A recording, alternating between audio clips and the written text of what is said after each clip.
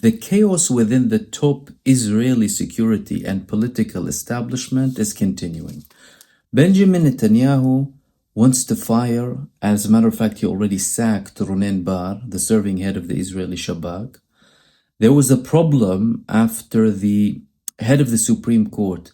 They said that no, we need to put that on hold, and Benjamin Netanyahu can't actually sack this man, let alone the fact that the head of the SHIN bet refused to be sacked based on certain legal requirements, and that's clearly not going ahead and causing lots of problems within Israel. But the Israeli Supreme Court, they allowed Benjamin Netanyahu to interview potential people who can replace the Israeli head of the Shin Bet or Shabak, Ronen Bar. And he had, as a matter of fact, he also named Eli Sharvit to be the most suitable head of the Shabak following Ronen Bar. That's if Benjamin Netanyahu manages to get rid of him, despite the problems that he's facing from the Israeli Supreme Court.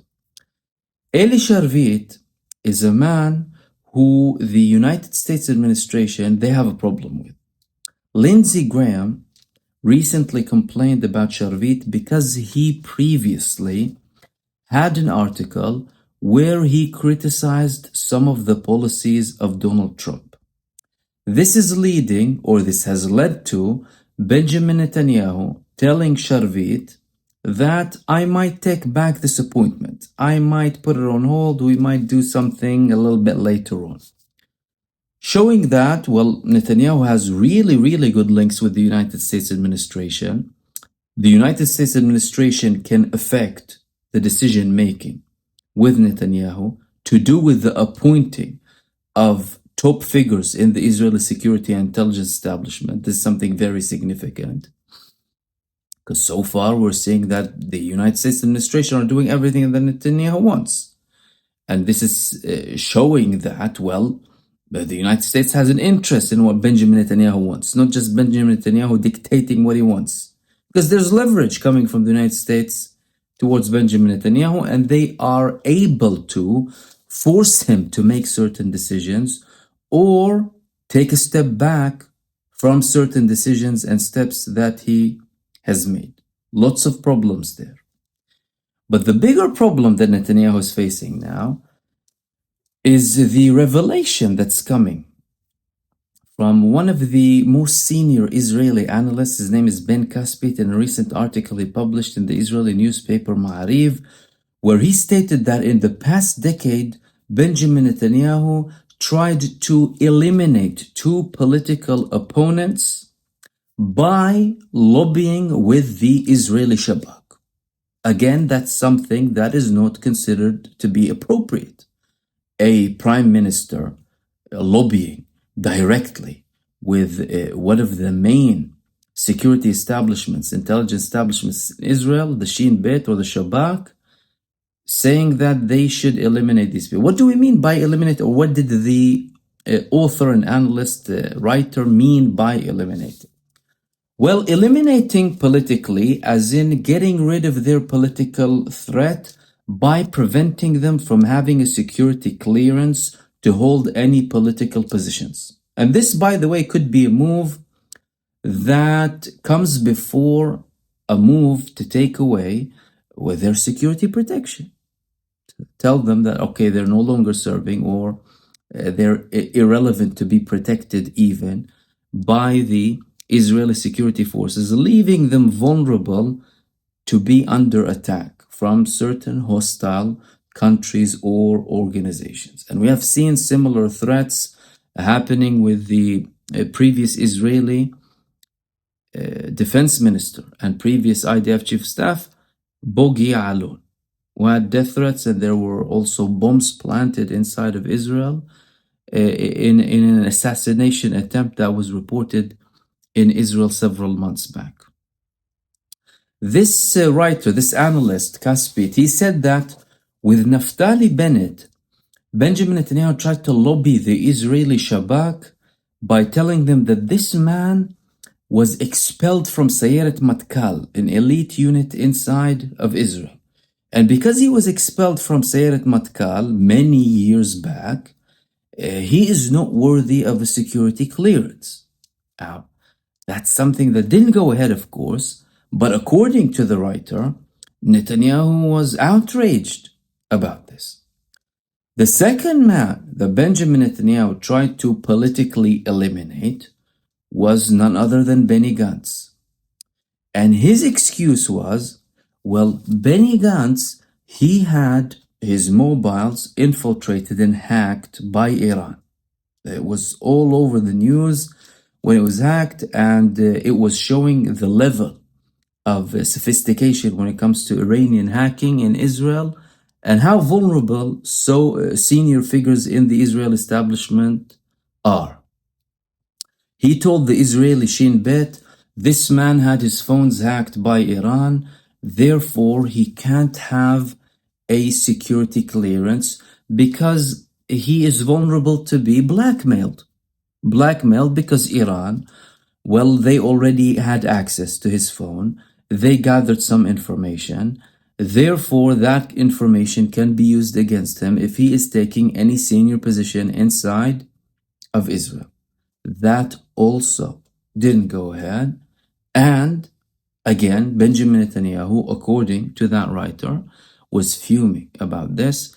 And the previous Israeli head of the SHIN Bet, Nadav Argaman, at the time, he knew about this, but he did not decide to publish this information because of the sensitivity at the time of the publishing. And that previous head of the SHIN Bet, he published other information apart from that.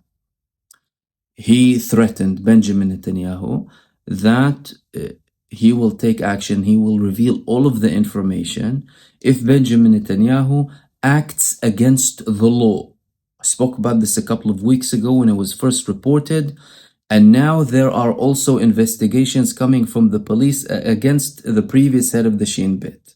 And there were counter investigations from the Israeli SHIN Bet against the Israeli police and its politicization, especially being under the Minister of National Security, Itamar Ben-Gvir, a convicted terrorist inside of the State of Israel.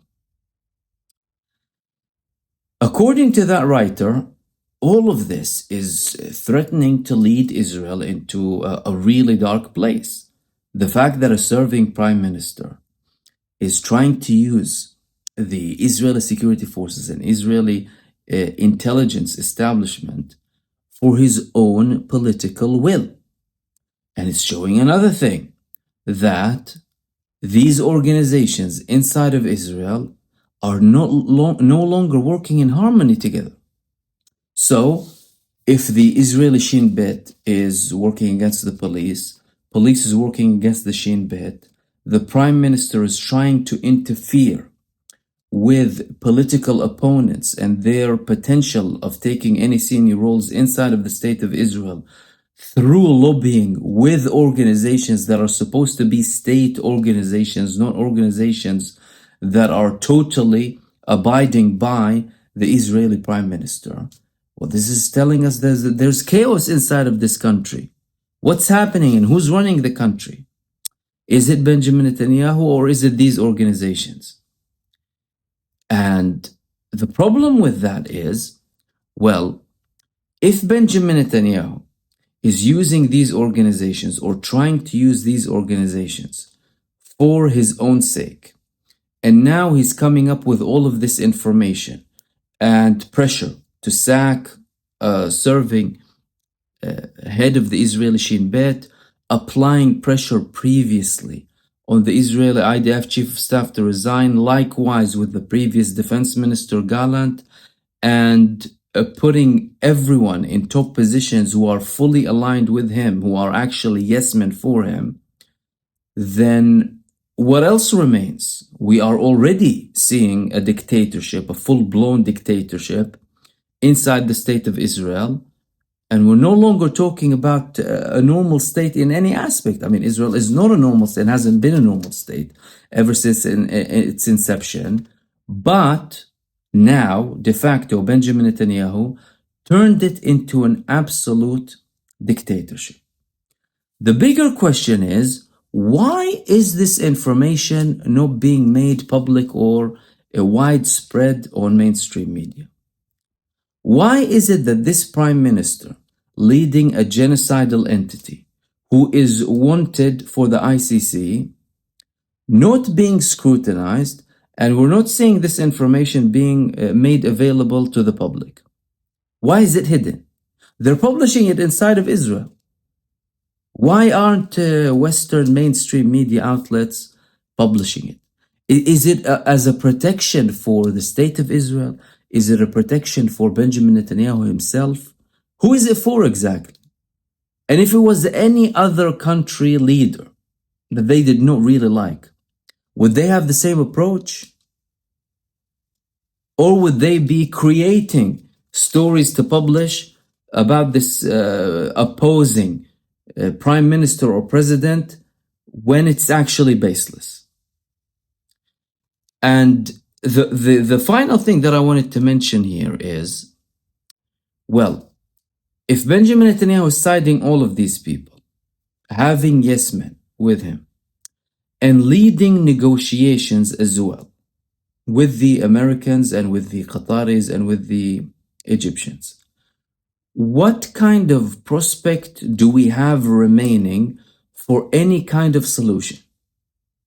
Although we're talking about criminals, by the way, like the people who are running these organizations out of Israel, they are criminals with a lot of blood on their hands. But they were still opposing Benjamin Netanyahu and his campaign and his genocidal campaign inside of Gaza, criticizing the way he acts. This means that, well, the man is dictating everything that he wants and is putting the whole region at the brink of an absolute explosion. Is there no one who can stop him? Is there no one who can actually make a move? I mean, if Lindsey Graham in the United States applied pressure on Benjamin Netanyahu to take back a decision to appoint a head of the SHIN bit, surely someone in the United States can pressure Benjamin Netanyahu to stop a genocide against the Palestinian people.